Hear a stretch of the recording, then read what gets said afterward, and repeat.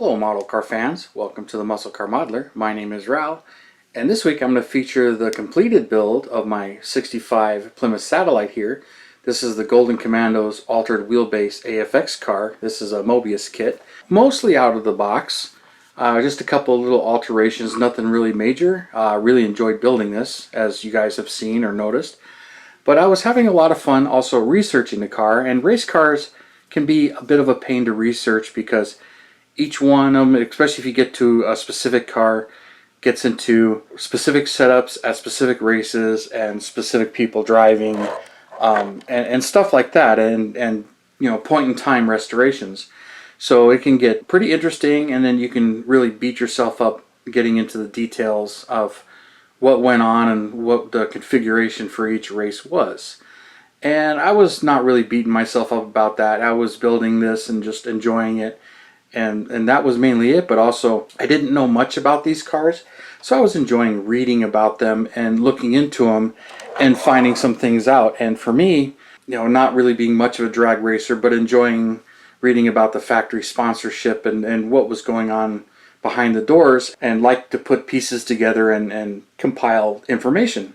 So after, you know, I've done many of the 64 Thunderbolts, and I've enjoyed those, and I just went over another one in my builds here on that. And when it came to the 65 season, after, you know, Chevy had dropped out and there was no more Chevrolet sponsorship or GM in general, so after 63 that was it. And so 64 it was pretty much all Ford or Mopar, and the Thunderbolts were really just doing some serious damage when they put that 427 in that small car.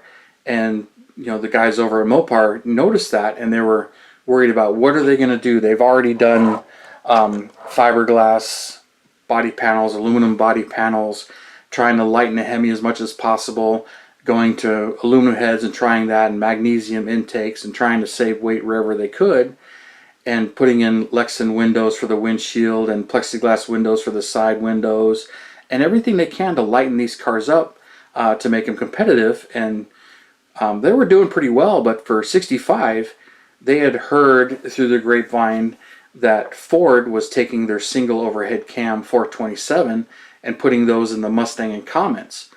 And they're like, whoa, they knew the Thunderbolt was already a very competitive package.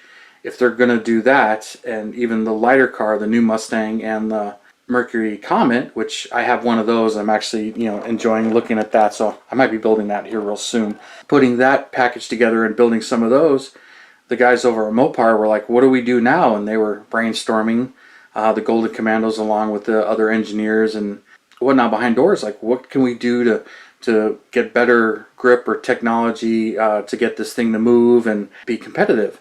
So they had come up with the idea, well, let's do what we can to put as much weight over the rear tires as possible. So instead of saving weight, let's use the weight to our advantage. And they came up with the idea, what if we move the axle forward? It's like, all right, well, okay. They came up with the formula and realized if they move the rear axle forward 15 inches and move the front axle forward 10 inches, they realized that the weight of the car, 56% of the weight of the car is on the rear tires. They found out real quick when they built these cars that it made the tires hook up better and they can get off the line much faster. And to their surprise, it was working. So they're like, all right. So then they got creative and decided, all right, we're gonna build some of these. So this is where it gets a little strange. I've read that there's either 10 or 12 are built. I've read 11, that it was an even split, that they took Plymouth Satellites and Belvederes and also the Dodge Coronets. Like this one says it's a Satellite. Take the Belvederes and the Coronets, and they took an equal number of them, 5 or 6 apiece, and they acid dipped the bodies to lighten them up already, which is something they were already doing. And then they sent them over to Amblewagon in Detroit, if I'm saying that right, and they did the wheelbase conversion and did all of that. And they ended up building the cars that way. And when they showed up to race them in the super stock class, this I thought was really strange too, was we see these and I see in the box and they're advertised and everybody calls them the AFX cars. So apparently they were not legal in AFX. When they showed up, I guess only a 2% altered wheelbase was allowed. And these cars birthed the name Funny Car and the Funny Car class. because when they showed up, they just looked funny because the wheels were moved around. And so they earned the name Funny Car and ended up giving birth to the Funny Car class.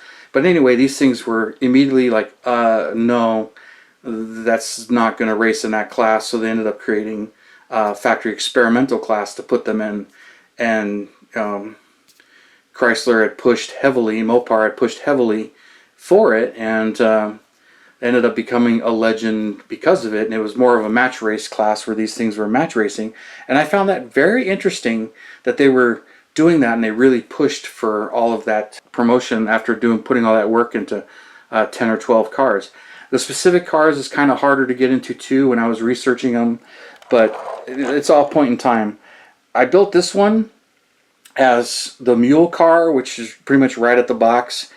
And they said the cars originally came with the cross ram Hemi, which Moebius gives you that option. So came with the cross ram Hemi originally, and they were pulling 10-second quarters with that, like 10.6 or 10.2 quarter mile times with that setup. And then later Mopar I'd authorized using the Hillborn injection to get even more power out of it, which is an option in this kit. They give you the Hillborn injection. So sometime mid-year 65, you got the Hillborn injection. And the same kind of thing was going on with the 8 3/4 rear end, where I was trying to find out. A lot of people say 65 didn't have the 8 3/4 rear end. A lot of these cars have the Dana. It's not really clear when they got them or if they got them from the factory. So I had put the 8 3/4 rear end in this one, as I had believed that there was no way the Dana was available. But the Dana 60 was available in production cars in 66. But that doesn't mean it wasn't already being engineered and developed in 65. And they started to realize it and put it in some of these race cars and use it for that. I don't really know. I'm not an authority on that kind of stuff, but it's fun to read about and to imagine. And so these cars were just very competitive, and they were doing their job and showing the creativeness and motivation of what Mopar was willing to do to win. They were, okay, we'll do this, we'll do that. If that doesn't work, we'll try this, we'll try that.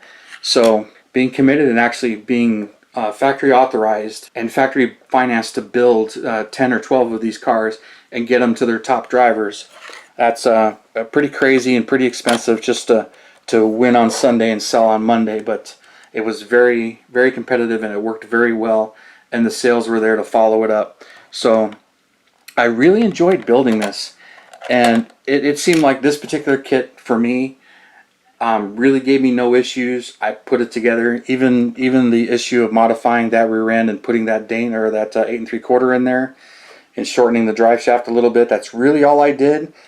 Really didn't do anything with that. I put everything together. Used this oil pan, which the instructions tell you to use the other oil pan and not this one, but this one's provided.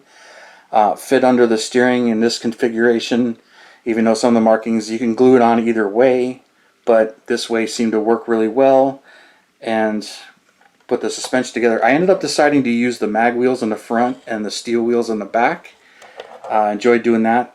The windows are kind of weird to put on.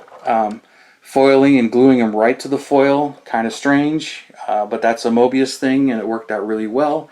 And then I used a black Sharpie marker and went around the edges of the glass to give it that rubber seal look, and I think it came out awesome. And I really didn't do much else to it, just detail painting. I didn't do any wiring, anything on that, just use the decals and use the stuff. Wish the engraving on the grill was a little deeper, but it came out really nice with some black, and I was wiping it off and using black wash. So a couple of layers there of just trying to figure out what was working. And then even the taillights, you got to paint the taillights on the chrome. Those came out cool. I had putting the Multilo pen for the Plymouth lettering, and used that, and used leather on the parachute there.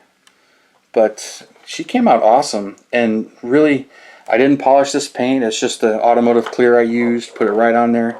Decals laid down pretty nice, and even all that clearancing I did on the hood, if you watched my build videos of this, I had sanded it because it pretty much snapped into place and wouldn't pop off, but I clearanced it, and you've seen the video.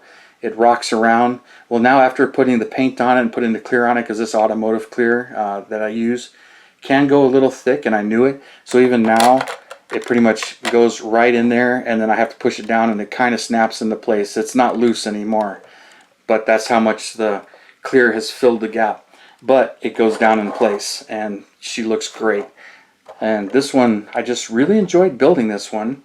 And I know Moebius has announced, and they're starting to show the coronet kits that are coming out, which they're doing the A990 coronet along with the altered wheelbase coronet.